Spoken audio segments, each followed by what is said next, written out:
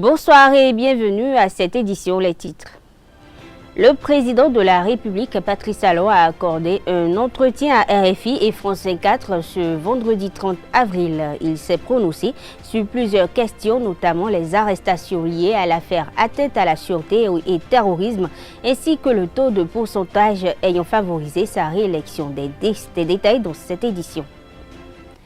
Le deuxième congrès ordinaire du syndicat national des travailleurs de la justice du Bénin s'est tenu ce 30 avril. Occasion de réflexion sur les conditions de vie et de travail des syndiqués et réélection du secrétaire général Kwasi Kakpo Bessé pour un troisième mandat à la tête du Centra Justice. Toujours dans cette édition, découverte de la médecine quantique.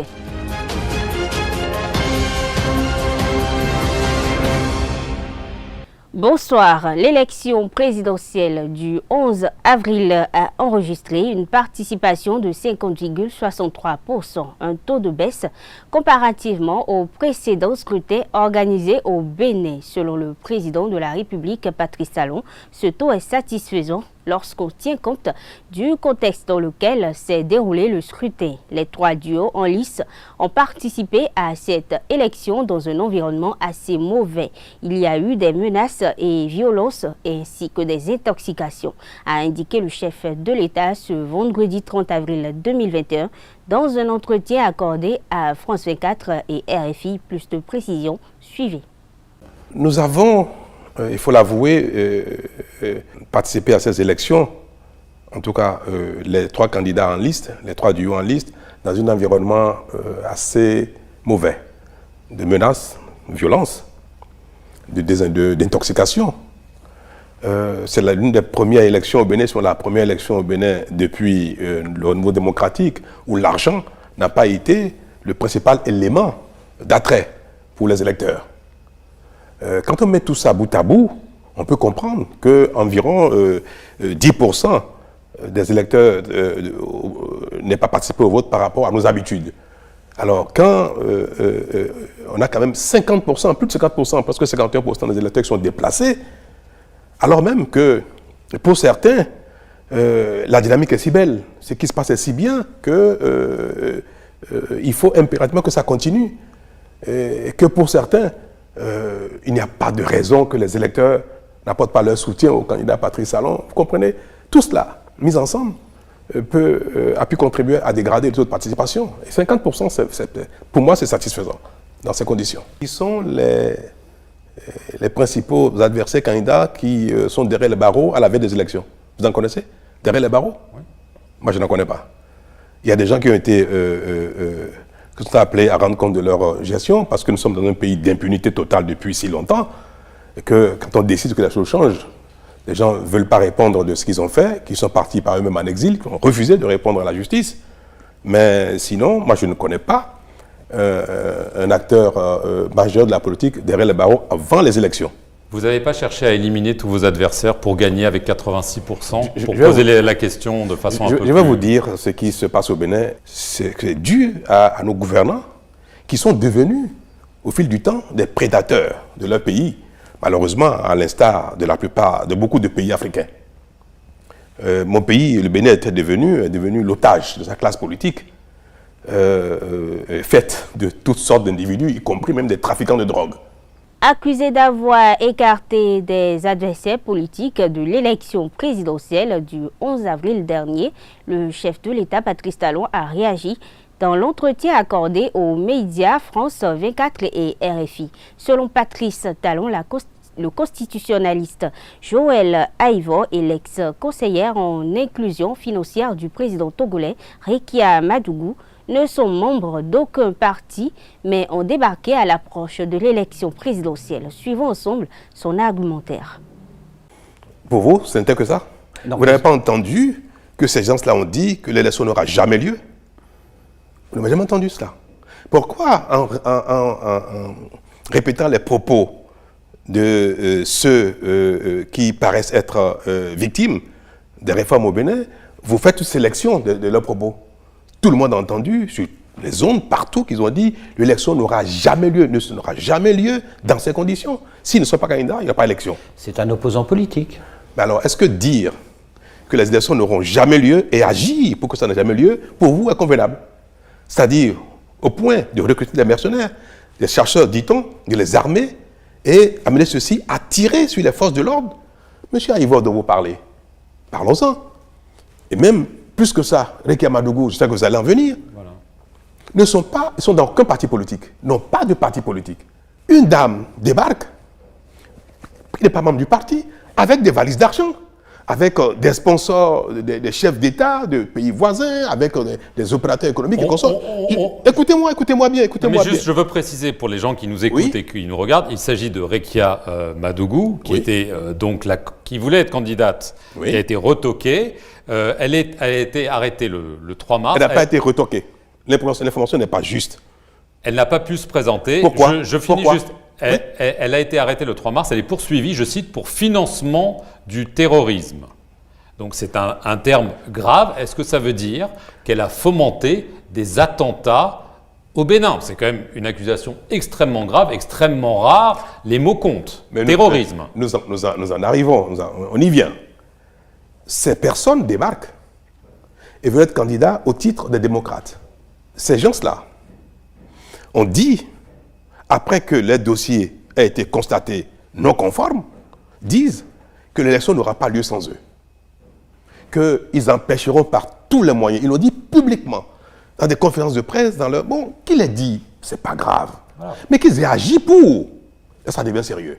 Alors, quand des manifestations avec violence ont lieu, que quand on demande à des gens de procéder à des assassinats aveugles, pour que le pays s'enflamme, pour qu'on observe ce qui s'est passé au Burkina, au Mali, un peu partout, parce que comme il y a des insurrections qui ont eu lieu en Afrique, et que ces insurrections ont parfois amené des régimes à être balayés, c'est le cas, et le cas du Mali a été cité, le cas du Burkina a été cité. Il faut que le Bénin s'enflamme, il faut qu'il y ait de l'insurrection.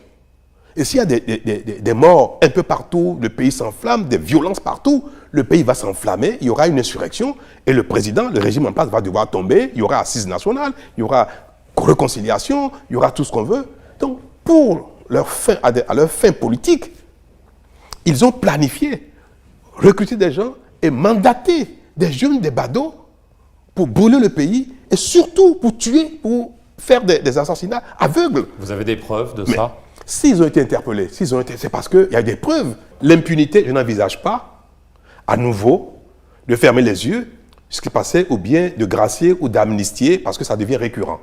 Donc, il n'est pas envisageable qu'une fois encore, que les gens soient graciés de quelque chose qui devient récurrent. On a arrêté des gens qui ont été auteurs des actes en 2019, qui ont récidivé. Vous voulez qu'on les gracie à nouveau? Ce serait une faute. Monsieur le Président, l'article 42 de la Constitution stipule que nul ne peut exercer plus de 2 mandats toute sa vie. C'est à mon initiative. À votre initiative, une réforme qui a été adoptée en 2019. Oui.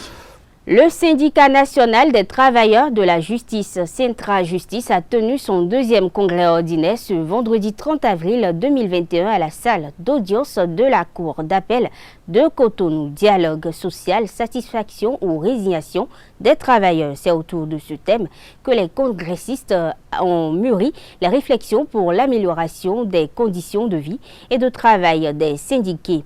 Les délégués ont par ailleurs renouvelé leur confiance au secrétaire général Kwasi Kakbo-Bessé pour un 3e mandat de 5 ans à la tête du Centra Justice face aux défis socio-professionnels à relever pour le bien-être des travailleurs de la maison justice. Le nouveau bureau entend mener la lutte pour la satisfaction des revendications.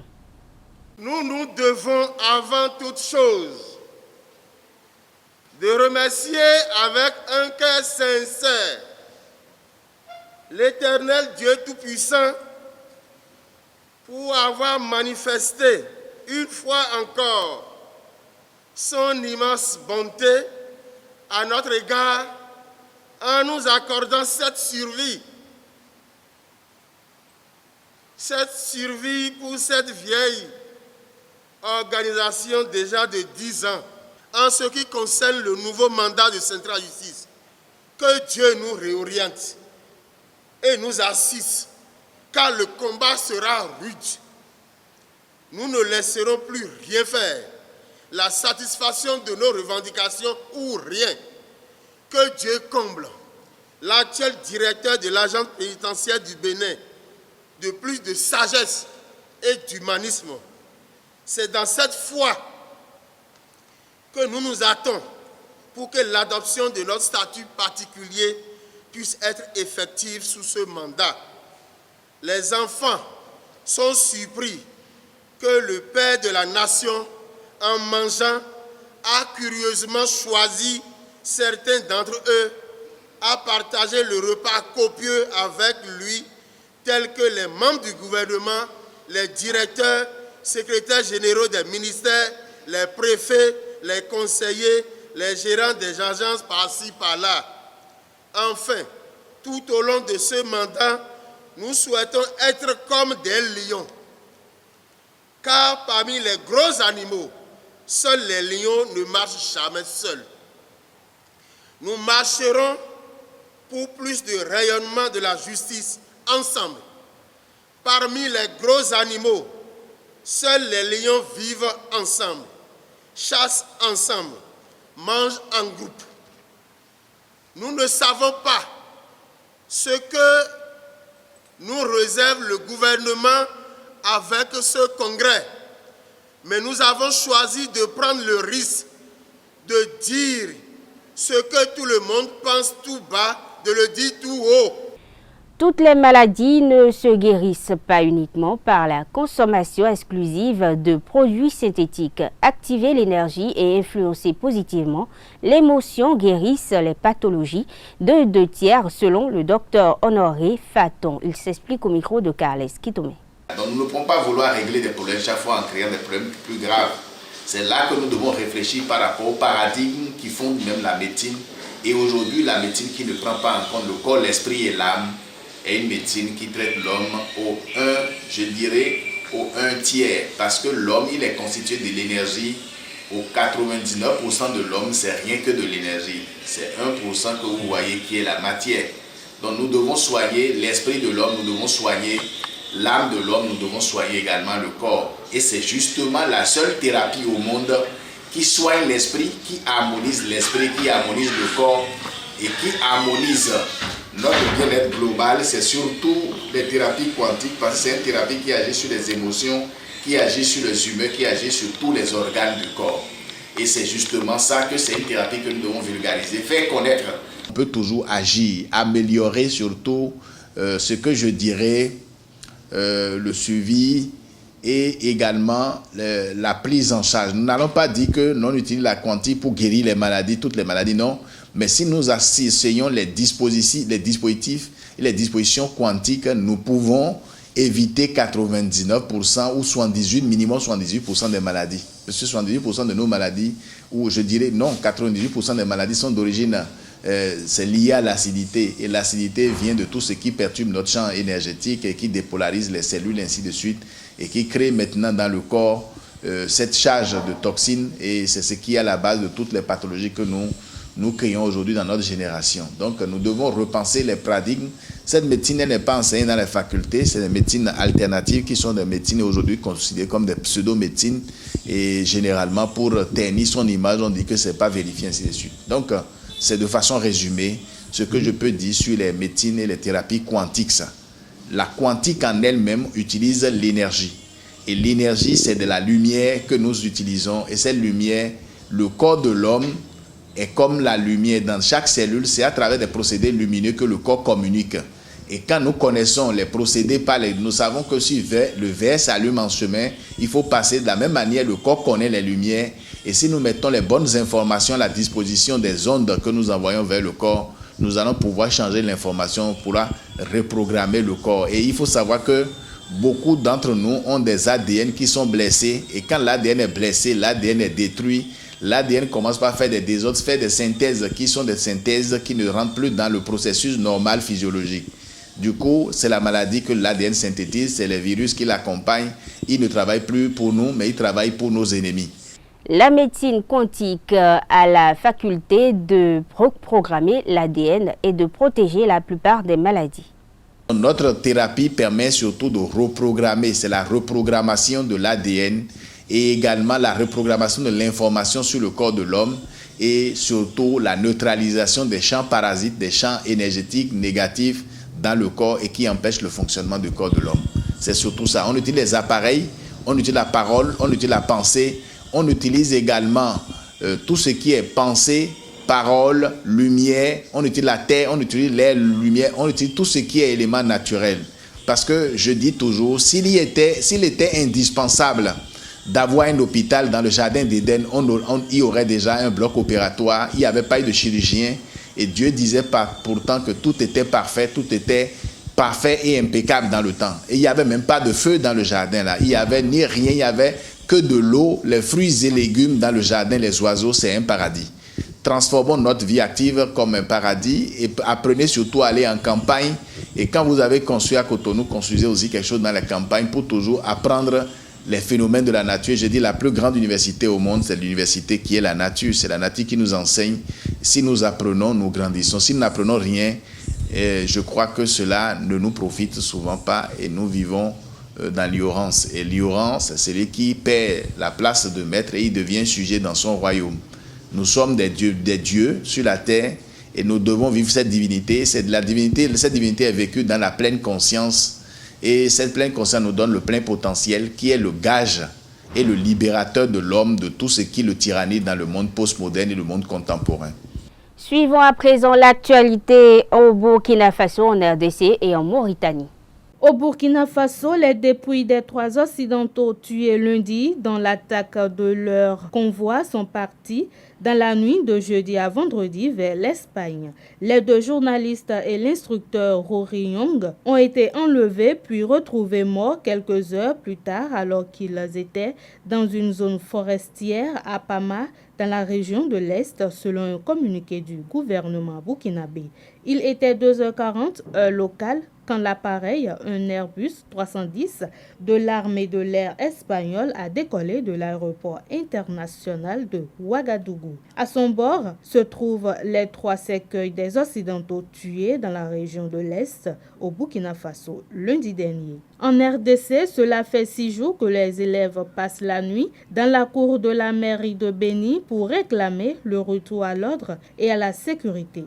Les écoliers réclament plus de sécurité dans la région et surtout le départ de la MONUSCO, la mission onusienne, qui le juge inefficace. Ils demandent également au chef de l'État congolais, Félix Tshisekedi, de se rendre sur place en personne pour mesurer la gravité de la situation.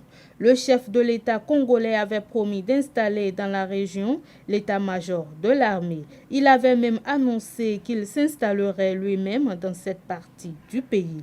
Ce jeudi, en marge d'un entretien avec Charles Michel, le président du Conseil européen, le président congolais a lancé un appel à ses enfants. Et pour finir, en Mauritanie, plus de 500 personnes ont assisté jeudi soir à Nouakchott au meeting commémoratif du 9e anniversaire de la publication du manifeste pour les droits publics, économiques et sociaux des Haratines ou descendants d'esclaves. Cette année, les organisateurs ont choisi de se pencher sur le thème de la réforme foncière pour permettre aux descendants d'esclaves de retrouver les terres que leurs ancêtres exploitaient pour leurs anciens maîtres. Une loi existe dans ce cadre, mais elle n'est pas appliquée selon les auteurs du manifeste. Sport pour finir, en volleyball, la Ligue Pro aborde sa 2e journée ce week-end. Au rôle des arts, loisirs et sports de Cotonou, samedi, Adidja affronte USB Étoile Filante à 13h chez les dames et en 2e heure, l'équipe masculine joue USB Sakaré sur les mêmes installations. Dimanche, Alada Volleyball Club reçoit USB Étoile Filante Hommes à 13h, au rôle des arts, loisirs et sports, 1h30 plus tard, les dames des 2 clubs vont se rencontrer. Football, la 4e journée de la Super League Pro du Bénin s'est achevée ce jeudi avec la victoire en déplacement de l'AS Cotonou sur Audio FC sur Tocomé, Un but à 0 au stade municipal de Lokossa. Grâce à ce premier succès, les protégés de Bouraïma et Mourou remontent à la 4e place au classement. Par contre, Audio chute de la 5e à la 9e place malgré son match nul contre Requet FC. ESAE FC conserve le fauteuil de leader avec 7 points à égalité avec Beke FC. Au bas du classement, Drago occupe la 11e et avant-dernière place à un seul point au compteur et Dynamo de Parakou ferme la marche. En ce qui concerne le programme de la 5e journée de ce week-end, demain, samedi 1er mai, il y a un choc au sommet entre BKFC et ESAE FC à Kondi. Damissa FC affronte Buffle FC dans un derby du Septentrion à Parakou. Dragon FC reçoit Éternel FC à Charles de Gaulle dans un duel fratricide. Aema FC accueille les Requins au stade Jean-Pierre Gascon de Kobé le dimanche 2 mai prochain. Audio FC de Comé rencontre Dynamo de Parakou à Lokossa et AS Cotonou joue à Zos de Porto Novo à René-Pleven d'Akbakba.